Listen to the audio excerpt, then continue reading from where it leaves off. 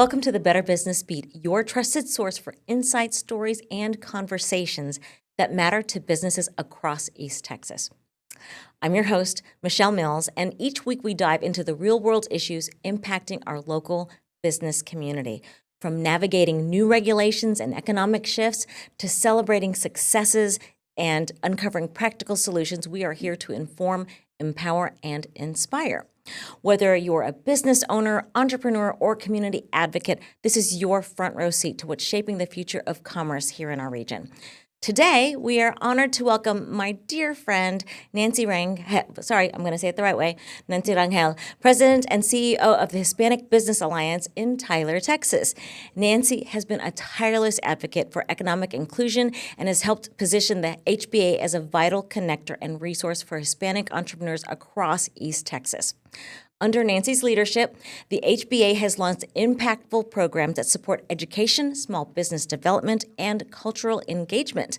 Whether it's through their mentorship initiatives, community festivals, or networking events, Nancy's work helps ensure everyone has a seat at the table and the tools to succeed when they get there, and they have the tools to succeed whenever they get there. And we're so excited to learn from her today. She's got a wealth of knowledge. Welcome, my friend. Good to have you here with us today. I'm so glad to be here. Thank you for this opportunity, Michelle. We're so fortunate to be a part of Tyler, to be a member of the BBB, and just be involved in our community. Awesome. So, we're gonna have a little girl talk, just a little bit. Look, we go way back. I actually met your sister Irma, I think. First, we used to work together at the appraisal district a long time ago, many years ago. And then your sister Mitzi and I were just the best of friends.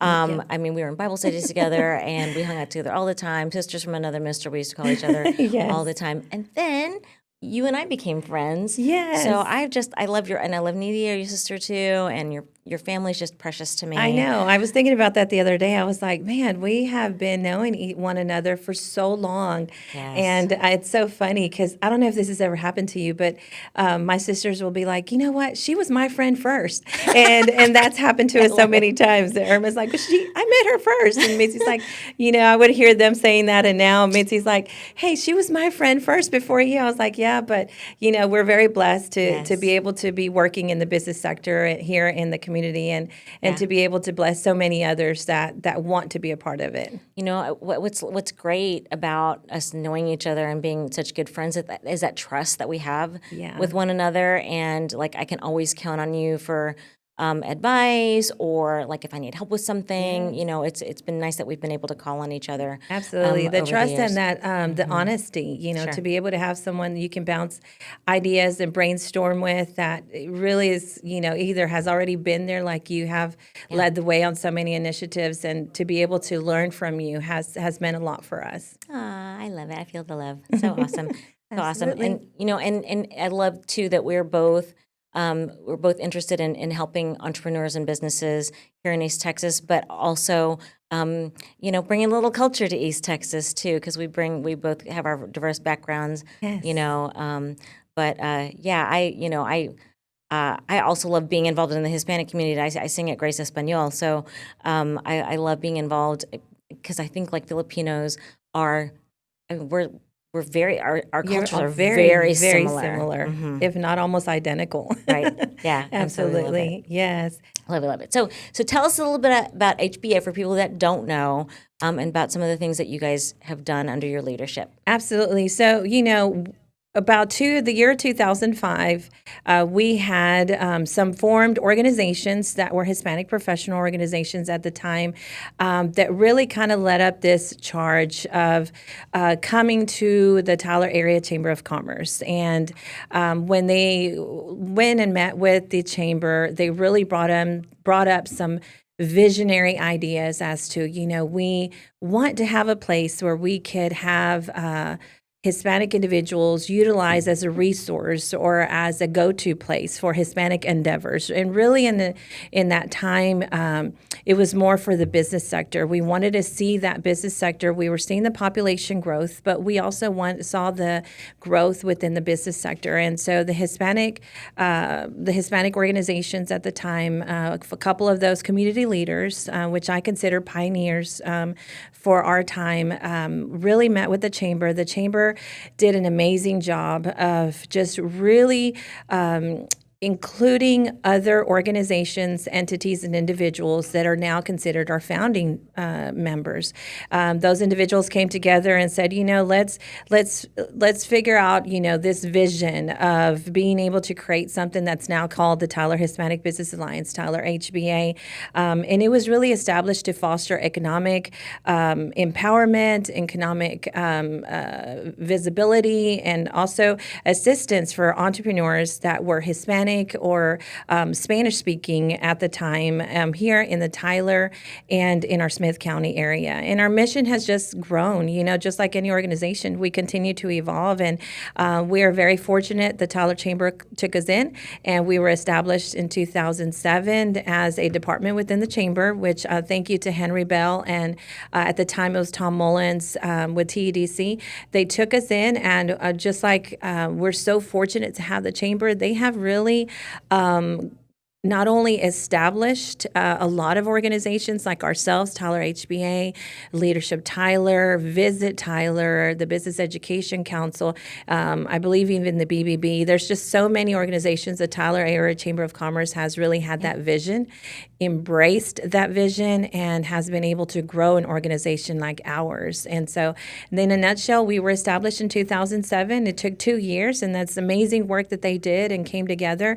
And once established in 2007 and 2014, my predecessor left the organization at the time, moving out of state, and really just became a 501c3 at that time. And so and I came on November 2014. So it's been a blessing, and I've really enjoyed not only the mission of the organization, but really been able to help so many individuals out in our community and really see our community grow. So how many Hispanic-owned businesses are there do you have that information, like in the East Texas community? And also, I think the stats about how many Latina and Latino-owned businesses are the growth of that just in Texas and maybe even in the U.S. Do you have any of that, We do have some of that information. It changes from source and so forth. But, Sure. Here in East Texas, we have, let's say in Tyler, I believe we're about 24% of the population now. And just in Smith County, roughly close to 18%, I believe, 17 point something. And with that growth, we've seen a lot of Hispanic businesses. And you can just see it, not just by name, but you're able to see a lot of these businesses grow in the different parts of our community. And so we've continued to see that growth.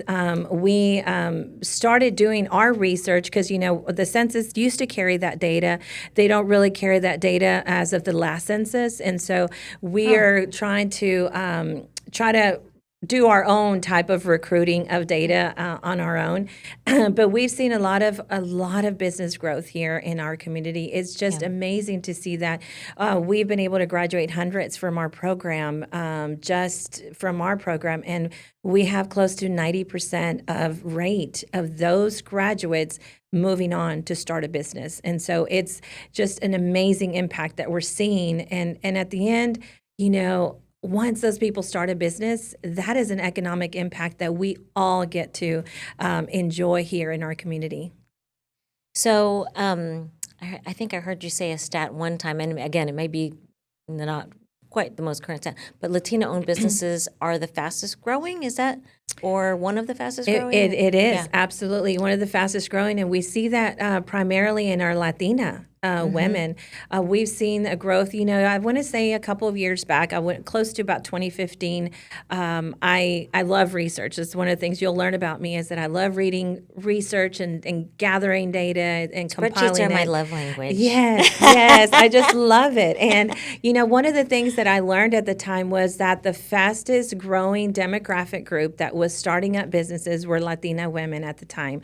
And I immediately went to our board of directors directors, and I said, what can we do with this? How can we not only cater to that group, but also nurture that group so that we can continue making an impact in our community and seeing our community grow? And that's where the whole idea of the Latina Leadership Conference came about. We were the first to establish a Latina women's conference and expo here in East Texas. And we've seen, ever since we've started it, we've seen so many other cities around us doing the same thing. And so we love that. We love that because we want to be able to continue helping and providing resources to a lot of these individuals, women and men that want to start up a business, that want to make a difference, that want to give back to our community.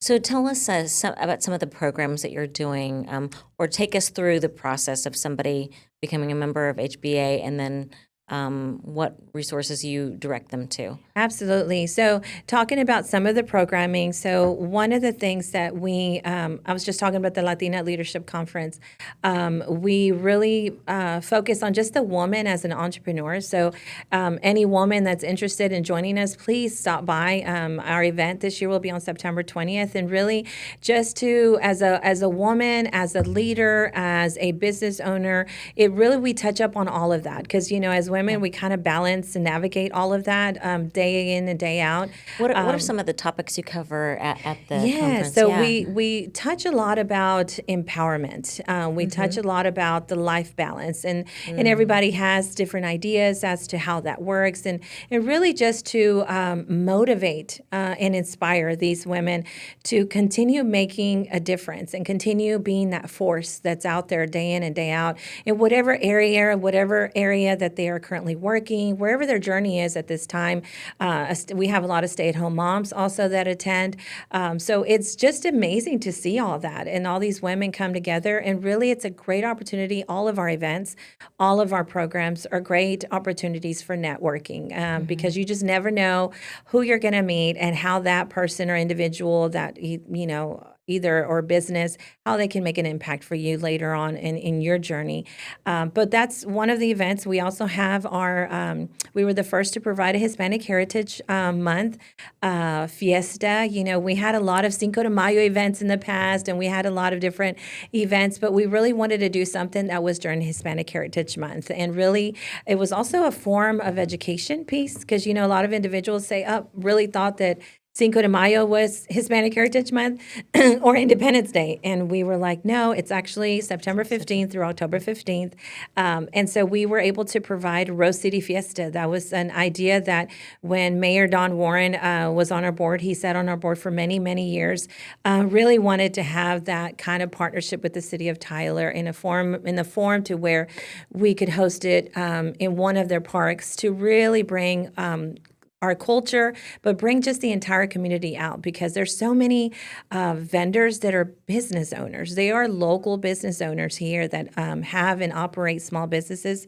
And we're able just to have them out there and you get to meet them and you get to really see all the great businesses that are out there. And of course, our very distinct and very well-known Hispanic Achievers Awards. It's one of a kind event where we really want to congratulate and to be able to provide awards for business leaders and also business owners that have excelled in their areas or their industries. So we have a plethora of categories: women-owned, startup business, construction business, nonprofit, et cetera. We have all these different areas, and really just to highlight the positives that are really happening in our community, just here in Tyler and East Texas. So if somebody wanted to nominate a business for that award, what's the process for that? And then, and also, how are they chosen? Yes, so that's a great question. So during the Hispanic Heritage Month, which is September 15th through October 15th, we provide links over all of our social media platforms, and we allow our community to nominate for every one of those categories. So our community during that time, you can go to any of our social media platforms, click on the link, fill out the form. If you, and you don't have to be Hispanic to nominate, let's say, for example, you had someone that came in and did a great work on your construction of your home. You can nominate those individuals in that business. And really, all of those are gathered, and we have a nominations committee from from our board of directors, and that all we do basically is we tally up the nominations, and whoever has the most votes in each category is who is awarded and being able to present the award at the awards luncheon. So that's how that's done. And, we've always done it by the board of directors, but just COVID, we went ahead and opened it up to our community. And it's been great. We've had hundreds and hundreds of nominations, and we welcome that. So if you have an idea or you think of someone, please nominate them. Just look up Tyler HBA and submit your nomination. Awesome. And then back to Fiesta, or to Rose City Festival. Yes. Is it Rose City? Oh, Rose sorry. City Fiesta. Rose City Yes. Fiesta. Okay, so talk about that day. Talk about like what happens throughout the day, because I mean, there are lots of vendors and lots of Yes. great businesses out there, but it is actually a fun family event. Absolutely, and the food. I can't forget about Oh, the the food. food. Oh, Goodness, we yes. have amazing food trucks, like Ruby's food trucks, Los Antojitos. We have just tons of food out there. So I always tell folks, arrive in comfortable clothing and come hungry, because you're going to have a lot of great food. What we do is we have it on stage. We have what's called kind of our entertainment schedule, and we really try to seek out groups that are in our community and highlight them. For example, we have a Tyler ISD. I don't know if many people knew this, but we have a mariachi,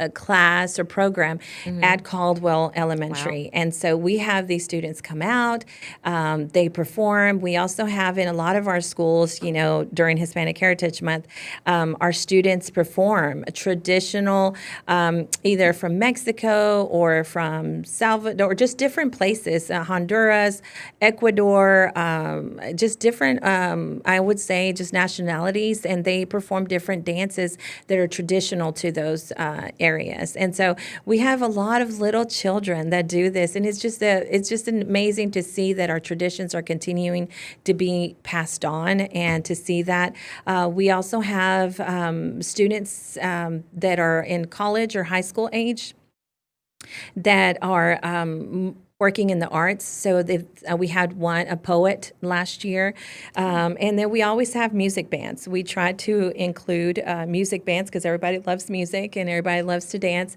So we incorporate a little bit of all of that, and just, we have ballet folklorical professional dancers that come in. We've had some come in even from Dallas. That is just beautiful to watch. Beautiful. And to be able to bring that here to East Texas was just it's a great, beautiful, imagine this, a beautiful sunny day, going to Burkefield Park. You're hungry, you smell the cuisine and foods of Latin foods, and it's just a great fun time. You get to see a lot of the vendors have raffles, giveaways, and you really just get to spend some time out there and enjoy time meeting one another and networking. And it's a free event, correct? Absolutely, Yeah. completely free. So Yes. fun. Yep. Yes. That's awesome. That's awesome. So let's turn the corner a little bit, and let's talk about empowering Hispanic entrepreneurs in East Texas. So what kind of challenges would you say unique challenges Hispanic business owners face?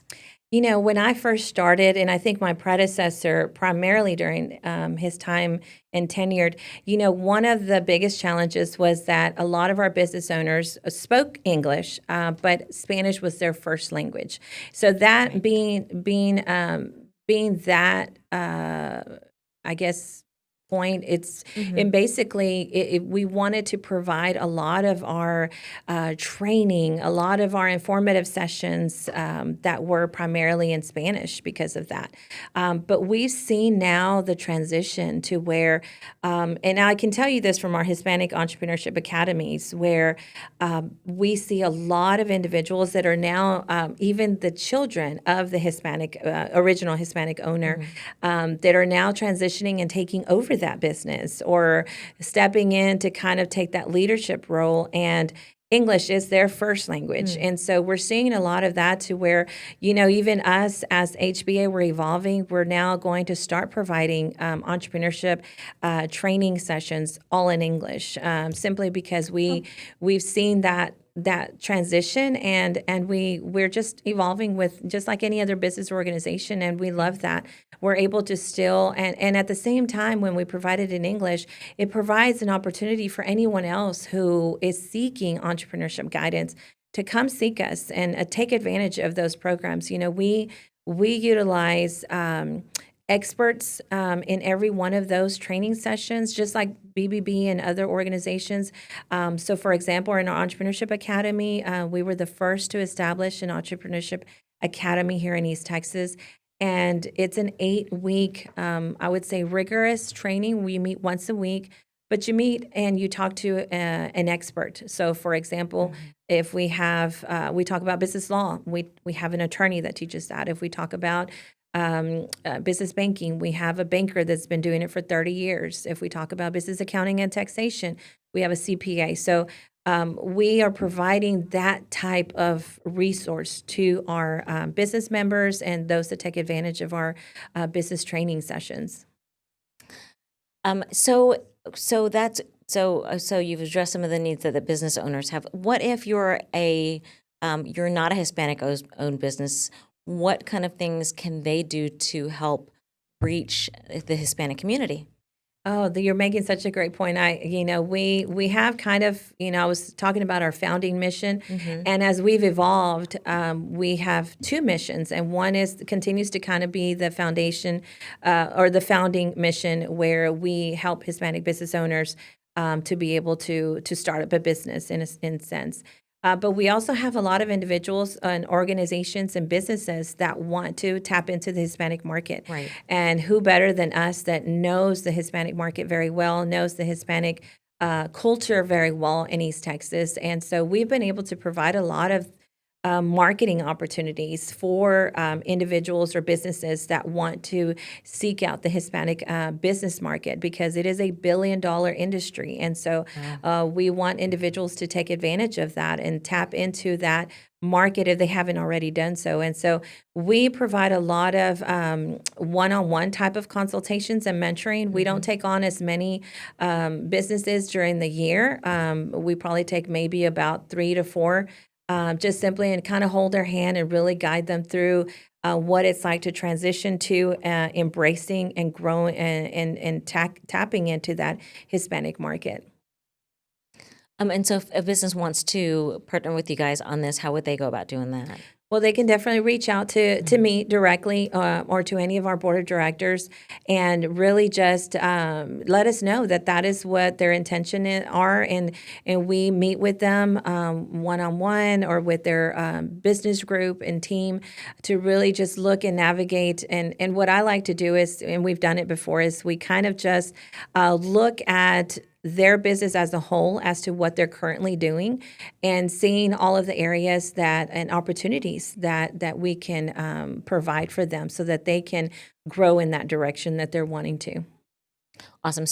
So you only take 3 or 4 businesses a year. So if you want to sign up for next year, contact Do Nancy. as soon as you can, yes. And it's because it really is a very time, it's involvement of Sure. quite a bit of time of meeting up and really helping that organization and business, because it's really a consulting job for us. And Sure. so with all the areas that we have, our main goal is always to, as a 501c3, what our nonprofit founding mission has always been to help the Hispanic individual who wants to seek out and start up a business. So, but we have other areas that we've added on to as we continue to grow and evolve. So what are some ways that the community can help HBA, since you are a 501c3? What are some ways that whether you're an individual or you're a business owner in the community, how can we help? I always tell folks, you can help by donating your heart, your time, or your monies, either one of those. And the reason I say that is because your heart, we have a lot of ambassadors that just have a heart for helping out the Tyler HBA. They may not necessarily be a donor at the time or a volunteer at the time, but their heart is still have the passion to be able to help us. And I call them ambassadors because, you can always help any organization or business, even a small business, when you just share the great deeds that they're doing as an organization. So I always tell people, when you share that heart that you have of us to others, you're helping us to grow. And that is a big factor in us being able to sustain ourselves as an organization. Your time, you can volunteer. We have all of our entire board of directors are all volunteers. None of them are paid. And so we have an amazing, throughout all the years I've been here, amazing board of directors that really have volunteered their time to be able to grow the mission of the Tyler HBA, and also by donating their money. We are a 501c3. Every money that is donated, we utilize it towards our programming, our resources, and our operations to operate this organization and continue making good deeds out in our community. And it is membership based as well, right? I mean, do you have a membership program? We did. We started the membership program okay. a couple years ago. Thank you for mentioning that.